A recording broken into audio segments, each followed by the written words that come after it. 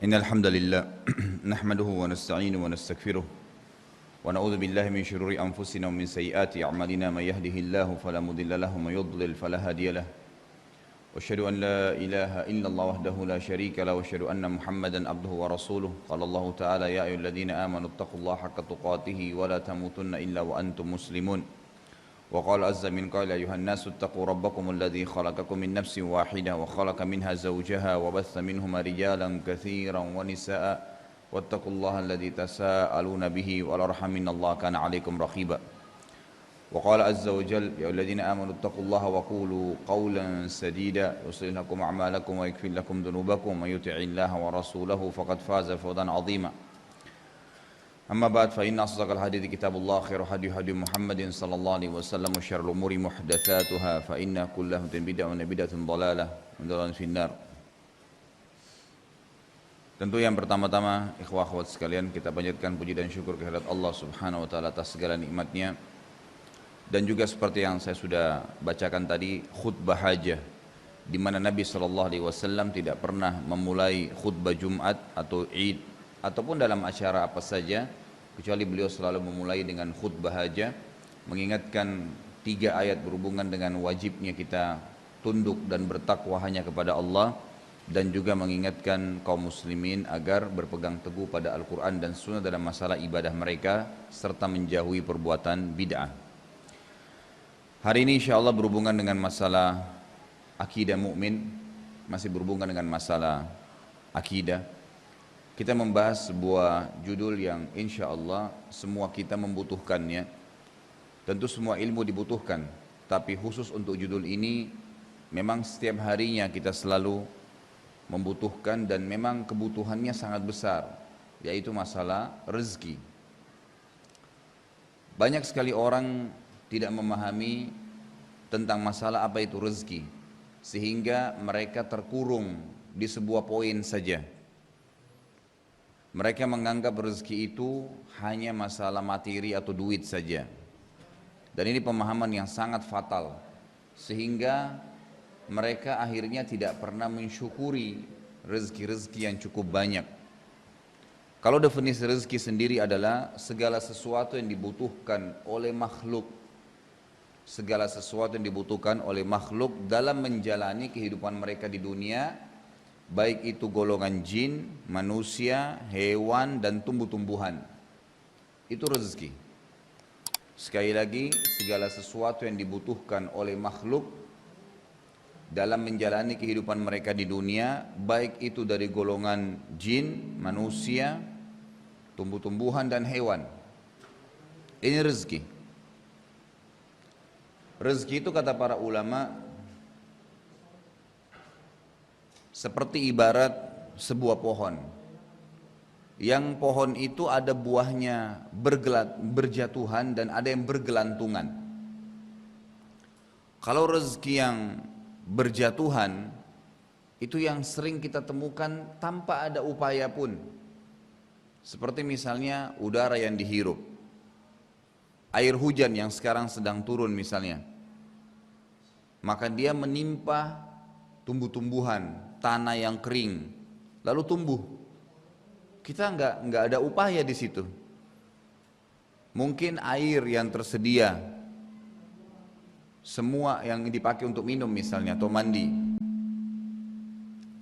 maka semua ini tidak ada upaya-upaya khusus untuk mengambilnya. Menggunakan anggota tubuh kita, mata dibuka tiba-tiba sudah bisa melihat, tangan bisa digunakan untuk memegang, kaki bisa digunakan untuk melangkah, kemaluan bisa digunakan pada tempatnya yang telah Allah halalkan, akal fikiran digunakan untuk berfikir. Itu semuanya ya adalah rezeki. Adalah rezeki, itu fasilitas kebutuhan kita, di mana Allah Azza wa Jalla siapkan. Masuk dalam kategori rezeki yang bergeletakan seperti buah yang sudah jatuh dari pohonnya tinggal dipungut saja. Ada rezeki yang tidak bisa didapatkan oleh seorang makhluk atau hamba kecuali dengan cara dia naik ke pohonnya. Dia naik ke pohonnya. Nah ini diantaranya seperti rezeki kalau dari kalangan ya, manusia misalnya, mereka harus berusaha, mungkin buka usaha, Ya, mungkin mereka buka butik, rumah makan, apa saja usaha-usaha yang telah memang Allah berikan ide untuk mereka. Karena ide-ide pun itu dari Allah Subhanahu wa taala. Untuk dari makanan manusia nanti bisa dijual untuk manusia kembali. Bahkan dari kotoran tubuh kita sendiri bisa menjadi penghasilan rezeki. Dokter THT tidak akan dapat duit kalau bukan karena kotoran hidung, kotoran tenggorokan, kotoran kuping. Semua itu bisa menjadi rezeki. Orang tidak akan bisa jual sabun dan sampo kalau badan manusia tidak kotor, maka tidak akan bermanfaat bagi mereka. Allah Subhanahu wa taala jadikan semua yang di tubuh kita ini bermanfaat untuk menjadi rezeki sendiri. Jadi dikelola. Sisa-sisa makanan yang kita buang ke tanah, dimakan oleh tanah, yang kita biasa bahasakan ditimbun, lalu kemudian menjadi sari makanan lagi buat tumbuh-tumbuhan. Lalu tumbuh-tumbuhan itu mengeluarkan lagi kembali buah-buahannya, lalu kemudian bermanfaat lagi buat manusia. Itu semua adalah rezeki-rezeki yang banyak orang tidak sadari masalah itu. Orang tidak menyadari, sehingga memang mereka sangat nanti terbatas ya sisi rezekinya untuk mempertahankan atau menambahnya, karena mereka tidak mensyukuri kecuali yang mereka anggap rezeki di pandangan mereka. Padahal sudah salah dari sisi definisinya saja, sudah keliru. Mereka selalu berpikir rezeki itu kalau sudah ada duit, kemudian duit itu akan dibeli makanan. Nah, makanan ini bukan rezekinya, tapi duit yang didapatkan kadang-kadang mereka anggap. Padahal sebenarnya mereka bisa melangkah, menggerakkan tangan, menggerakkan kaki, membuka mata, mendengar dengan kupingnya, sebuah rezeki yang juga harus disyukuri sehingga bisa bertambah atau minimal bertahan.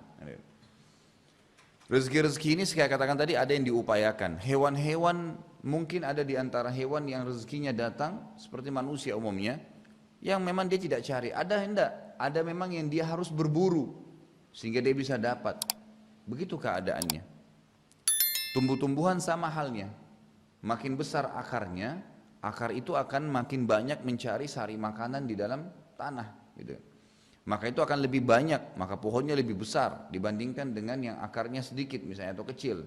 Semua seperti itu kurang lebih. Ini contoh-contoh saja tentang masalah definisi rezeki itu sendiri.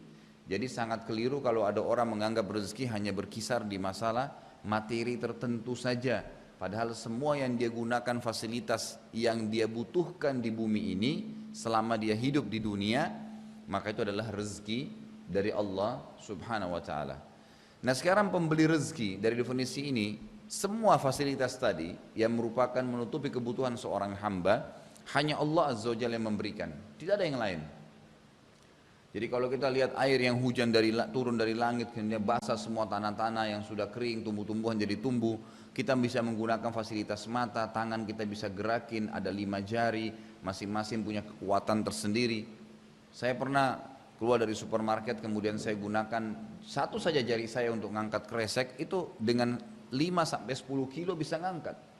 Kalau kita pikir secara akal sehat, tulang, kemudian daging dan kulit seperti ini, bagaimana caranya bisa punya kekuatan mengangkat 10 kilo?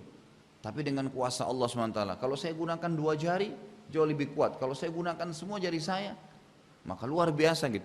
Bahkan manusia bisa mendorong mobil dengan telapak tangannya, gitu kan. Itu satu hal yang luar biasa yang kadang-kadang kita tidak pikirkan. Ini sebuah rezeki. Adanya kekuatan itu adalah rezeki. Adanya fasilitas yang bisa dipakai adalah rezeki. Dan yang menyiapkan semua itu dan menjadikan sebagai kebutuhan bagi kita. Jadi yang menyiapkan fasilitas sebagai kebutuhan dan menjadikan itu sebuah fasilitas, itu juga Allah Subhanahu wa taala. Enggak ada yang lain. Allah lah yang membuat mata kita, lalu Allah membuat fungsinya melihat. Allah menciptakan kuping kita sebagai rezeki buat kita, dan Allah yang menciptakan juga dia berfungsi untuk melihat. Kalau cuma diciptakan saja bentuknya begini lalu tidak ada fungsinya, maka tidak akan bermanfaat. Tangan diciptakan oleh Allah dengan bentuk begini, kemudian diberikan kekuatan padanya sehingga dia bisa mengangkat sesuatu, kaki bisa melangkah dan seterusnya. Jadi ini semua adalah bentuk rezeki, dan tidak ada yang memberikan rezeki tersebut, menyiapkan semua fasilitas dan untuk seluruh makhluk kecuali Allah Azza wa Jalla. Jadi sangat sempit kalau ada orang mengatakan rezeki itu hanya materi tertentu, apalagi kalau dia mencari rezeki itu kepada selain yang menciptakan dia dan rezeki yang dia butuhkan serta seluruh makhluk ini. Seperti banyak orang masih pergi ke kuburan, pergi minta-minta kepada makhluk yang sama dengan dia. Akhirnya makhluk itu memberikan syarat-syarat yang juga syarat itu sama berputar di makhluk lagi, gitu kan. Tidak ada manfaat yang sama sekali mereka dapatkan gitu.